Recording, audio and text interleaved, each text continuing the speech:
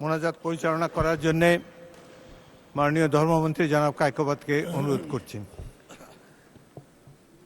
اللهم آمين اللهم صل على محمد وعلى آل محمد كما صليت على إبراهيم وعلى آل إبراهيم إنك حميد مجيد اللهم بارك على محمد وعلى آل محمد كما باركت على إبراهيم وعلى آل إبراهيم إنك حميد مجيد سبحان الله وبحمده سبحان الله العظيم ও মেহেরবান আল্লাহ, ও দয়াবান আল্লাহ, আপনি তো মেহেরবানি করে দয়া করে আমাদেরকে সংসদ দান করেছেন। আপনার রহমত, দয়া, আপনার মেহেরবানি আল্লাহ, আপনার শুকরিয়া আদায় করার মতো কোনো ক্ষমতা, কোনো যোগ্যতা আমাদের নাই। আমরা যদি সারা জিন্দেগি আপনার কাছে সেজদায় পড়ে থাকি, আপনার কিঞ্চিত শুকরিয়া আদায় হবে না। আপনি এই জালেমদেরকে বিদায় করে দিয়ে আমাদেরকে একটা সুষ্ঠু নির্বাচনের মাধ্যমে সংসদে এনে হাজির করেছেন।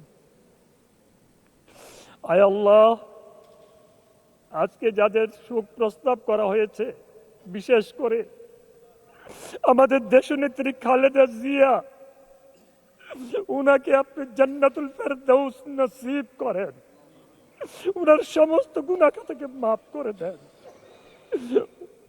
উনার সমস্ত গুনাহ খাতাকে মাফ করে দেন। উনার পরিবার পরিজনদের, সন্তানদেরকে আপনি কুদরতিভাবে হেফাজত করেন। আমাদের সাবেক রাষ্ট্রপতি জিয়াউর রহমান সাহেবকে আপনি শহীদি দরজা দান করেন।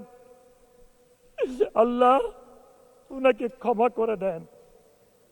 আয় আল্লাহ, জুলাই বিপ্লবে যারা নিহত হয়েছে, আল্লাহ তাদেরকে শহীদি দরজা দান করেন, তাদের প্রতি খাস রহমত নাজিল করেন, তাদের পরিবার পরিজনদের প্রতি খাস রহমত নাজিল করেন।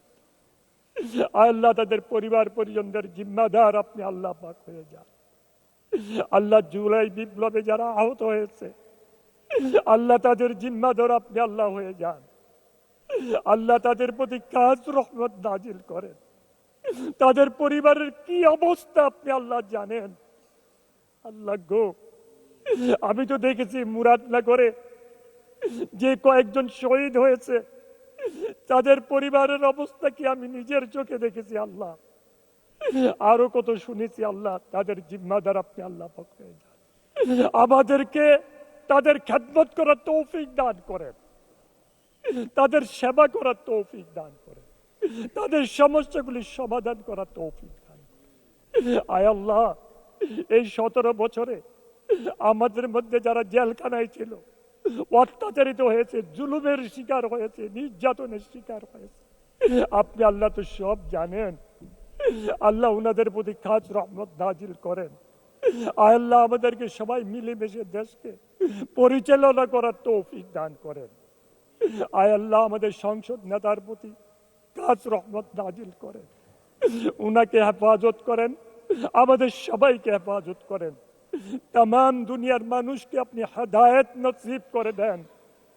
আয় আল্লাহ, বিশেষ করে মধ্যপ্রাচ্যে যে অবস্থা সৃষ্টি হয়েছে, আল্লাহ আপনি দয়া করে তা থেকে মুক্ত করে দেন। আল্লাহ, আল্লাহ, যাদের জন্য আজকে শোক প্রস্তাব আনা হয়েছে, তাদের প্রতি খাস রহমত নাজিল করেন, তাদেরকে ক্ষমা করে দেন, ক্ষমা করে দেন। আল্লাহ, আমাদেরকেও ক্ষমা করে দেন। আল্লাহ, আল্লাহ আমাদেরকে দেশকে ভালোবাসার তৌফিক দান করেন, আমাদেরকে সৎ পথে থাকার তৌফিক দান করেন। অন্যায়, অত্যাচার, জুলুম, অবিচার থেকে সবাইকে মুক্ত রাখে।